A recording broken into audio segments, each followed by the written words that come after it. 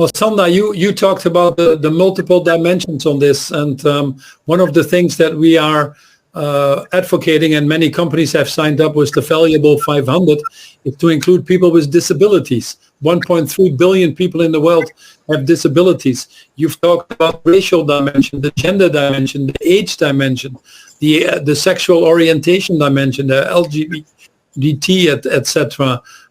Sometimes I hear CEOs say, we have now the racial dimension coming in with the tragic death of George Floyd, and that's what I need to focus on now. And I can't do disability this year, perhaps next year or the year after. What would you tell those people? Paul, and you're right. It's complex. Sitting here, I happen to be in New York at the moment, and colleagues on the panel have talked about the George Floyd issues. We're here at a moment when there's a deep examination also around the Asian American community as well. This is it's a quickly shifting dynamic. One day it's this specific population or this issue, and it's another, which makes me reflect on the question about how we need to have a very systemic approach to address a systemic and a robust and sensitive approach to addressing all sorts of discrimination and challenges that there are. There is a lot to be done. I fully understand, but I think what I'm slightly optimistic about is that the issues are on the table now. I think there's a general acknowledgement of the fact that, businesses, society as a whole still has a lot of racism baked into the system. As you said, there's statistics now around the lack of inclusion around disabilities and many other areas where there were inequalities. So we're fortunate. I think the issues are on the table.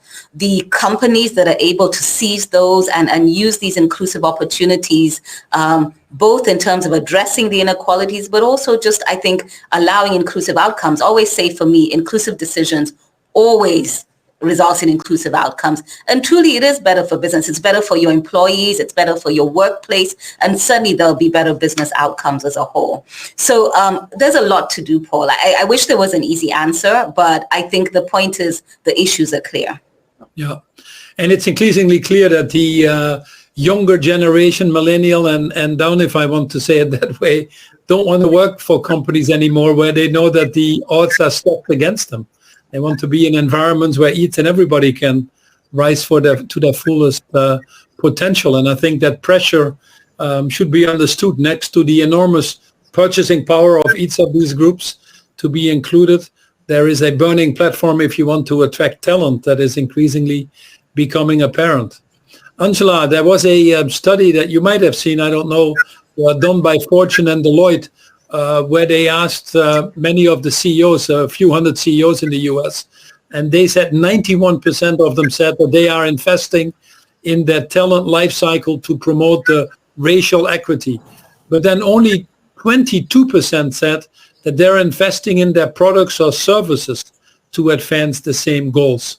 The same thing you see probably in the financial market, where everybody says we need to have people, black businesses in our value chains, but only 1% of venture capital is actually backing these black businesses. So there is a holisticness that is missing in terms of looking at the future and engaging the broader population that you talked about. What would be some of the messages that you can give people in terms of inspiring them to action?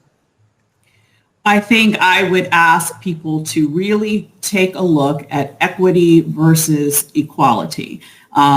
We talk about equality, and that is obviously important. And I think everybody in theory would agree that that's a good thing.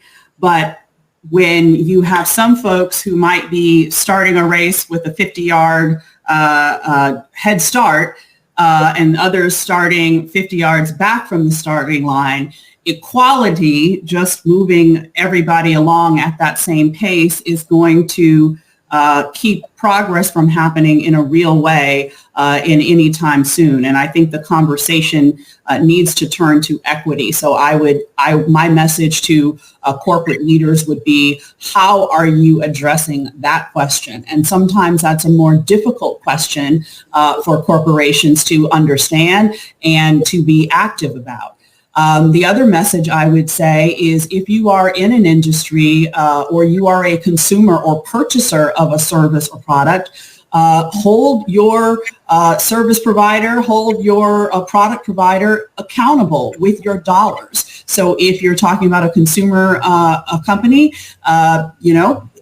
patronize those that are doing the right thing and don't patronize those that aren't. In the law firm world, for example, we are accountable to our clients, to other corporations who hire us. And those clients are speaking very strongly right now about what they are expecting to see from us as law firms. They are expecting to see results.